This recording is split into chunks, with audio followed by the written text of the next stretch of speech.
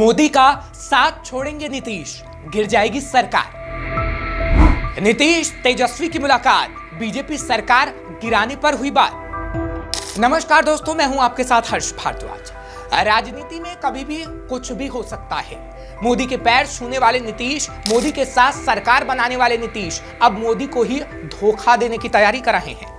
बिहार विधानसभा में बिहार के सीएम नीतीश कुमार ने नेता प्रतिपक्ष तेजस्वी यादव से मुलाकात की और ये अचानक से हुई मुलाकात नहीं, बल्कि पहले से तयशुदा मुलाकात थी, जिससे अब अटकलें तेज हो गई हैं कि नीतीश एक बार फिर पाला बदलने वाले हैं और अगर ऐसा हुआ तो सरकार गिर जाएगी।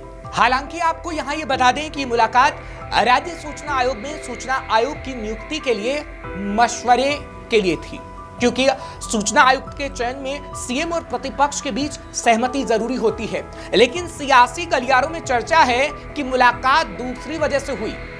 ऐसा क्यों, अब जरा उसे समझिएगा। 2022 में हुई थी ऐसी ही मुलाकात। 2022 में नीतीश और तेजस्वी की ठीक ऐसी ही मुलाकात हुई थी। उसके बाद बिहार की सियासत की तस्वीर ही बदल गई थी।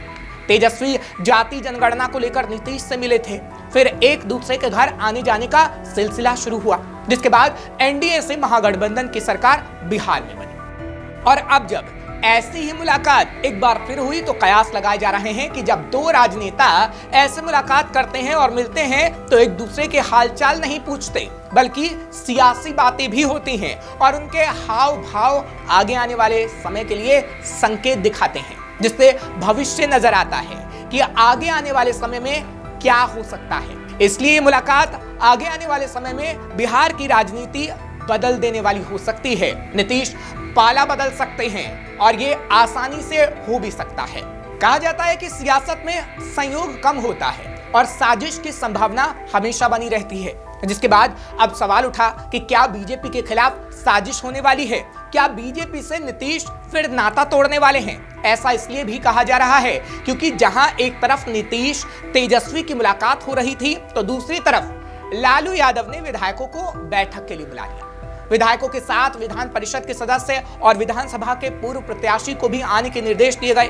दरअसल ये भी कहा जा रहा है कि लालू ने यह बैठक बड़ी हड़बड़ी में बुलाई, जिससे कयास लगाए जा रहे हैं कि नीतीश कुमार फिर से पाला बदलने जा रहे हैं और मन बना चुके हैं। इसलिए ये मुलाकात हुई है, जिससे सस्पेंस और गहरा हो गया है कि नीतीश बाबू क्या वाकई पाला बदल लेंगे। बीजेपी ने भी बुलाई विधायकों की बैठक। तेजस्वी लालू की मुलाकात के बाद बीजेपी भी एक्टिव हो गई। बीजेपी ने भी अपने सांसदों और विधायकों को बुलाया। बिहार में बीजेपी ने सांसदों और विधायकों के साथ बैठक की।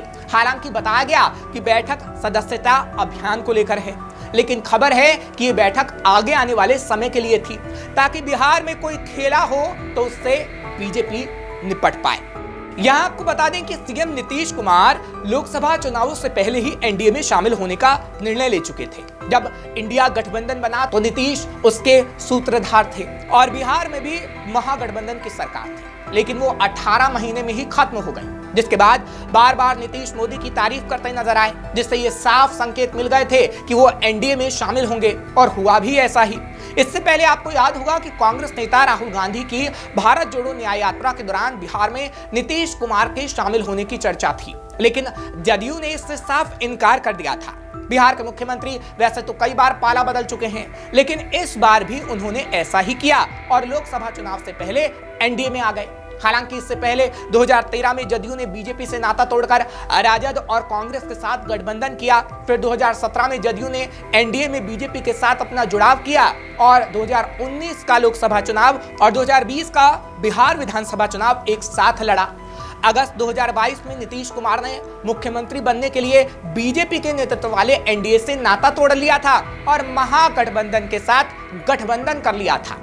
और अब एक बार फिर नीतीश पाला बदलने की तैयारी कर रहे हैं। लेकिन क्या वाकई ये हो पाएगा? क्योंकि नीतीश बाबू पाला बदलने में पीछे नहीं हैं और कभी भी ये खबर आ सकती है कि बीजेपी से नीतीश अलग हो गए।